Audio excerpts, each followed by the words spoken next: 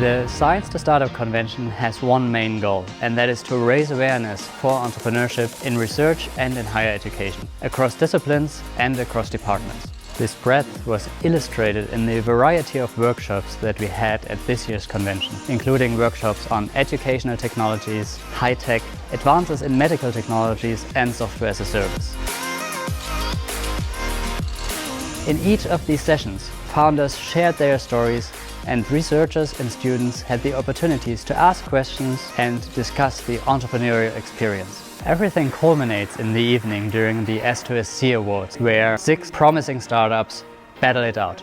During the pitch I was quite nervous. In the end it worked out very well, and now I'm really happy that we can take this home to Bochum. The competition was hard, really interesting things we heard about. We are so glad we actually made it, so all the effort was worth it, and we want to have a big thank you for the jury who voted for us. It was a very great experience, and we are very thankful to the audience for choosing us.